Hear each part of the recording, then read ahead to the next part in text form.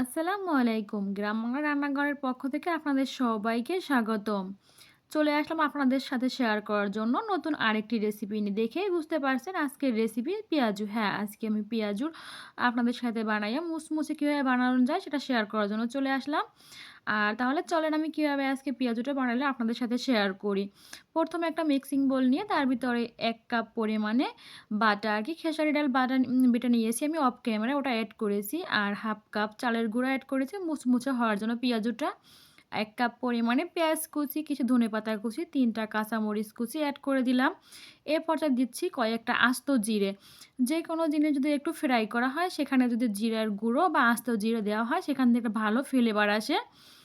আর এখানে দিলাম এখন 1/2 চামচ পরিমাণ জিরা বাটা আর আদা রসুন বাটা ১ চামচ এখানে এড করেছি। আর স্বাদ মতো দিলাম এখন লবণ। আর যেখানে আমি কাঁচামরিচ দিয়েছি তার জন্য আমি লাল মরিচের গুঁড়াটা অল্প দিয়েছি, সামান্য একটু পরিমাণে দিয়ে দিলাম।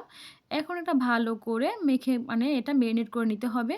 ভালো করে একটু কষলে হাত দিয়ে তারপরে হাত দিয়ে মেখে নিতে হবে। আর এটা অবশ্যই হাত দিয়েই করতে হবে। কারণ হাত দিয়ে না করলে, হাত দিয়ে ম্যাশ না করলে কিন্তু পেঁয়াজটা আস্ত থাকবে।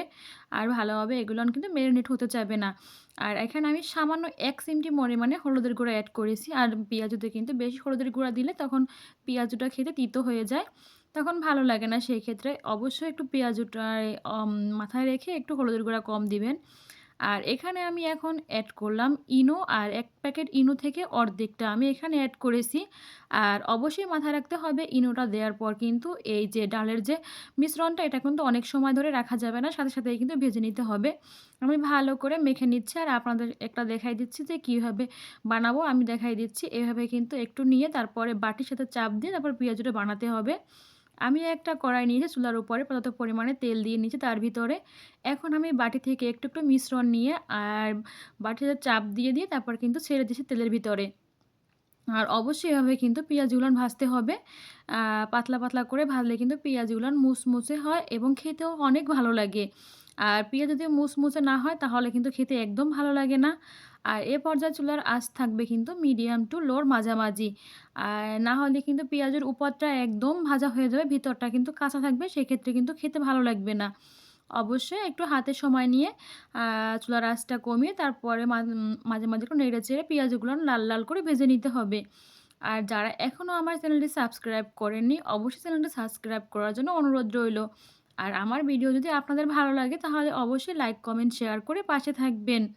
যদি বেশি ভালো লাগে তাহলে অবশ্যই ফ্যামিলির সবার সাথে বা ফ্রেন্ড সার্কেলদের সাথে শেয়ার করবেন। আর অবশ্যই কিন্তু একবার হলেও এভাবে আমার রেসিপি ফলো করে আপনারাও পেঁয়াজু বানাবেন। আপনাদেরটাও পারফেক্ট হবে, মুচমুচে এবং মজাদার হবে। আর এভাবে যদি বিকালের নাস্তা হিসাবে পেঁয়াজু বানানো হয়, ফ্যামিলির সবাই পছন্দ করবে এবং মানে তৃপ্তি সহকারে পেঁয়াজুটা খাবে। আর এখন শীতের দিনে কিন্তু একটু সন্ধ্যার পরে নাস্তা হলে কিন্তু জমে যায়। শীতের দিনে সবাই বসে একসাথে আড্ডা দেওয়া হয়, সে সময় কিন্তু অবশ্যই নাস্তা দরকার হয়। সে সময় যদি এরকমভাবে পেঁয়াজু বা নানান ধরনের রেসিপি বানানো হয় আমাদের কিন্তু ঘরে নিজেদের হাতে, বাহিরের খাবার তো এমনি স্বাস্থ্যকর না।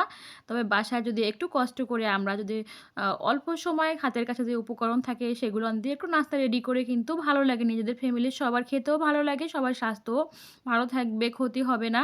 আর বাহিরের খাবার তো স্বাস্থ্যসম্মত না, সেক্ষেত্রে বাবুদের জন্য তো মোটেই না। তাহলে অবশ্যই আমার ভাই ও বোনেরা সবাই চেষ্টা করবে একবার হলেও বাসায় ট্রাই করার জন্য। আপনাদের সবাইকে অসংখ্য ধন্যবাদ। ভালো থাকবেন, সুস্থ থাকবেন। সবাইকে আল্লাহ হাফেজ। আসসালামু আলাইকুম।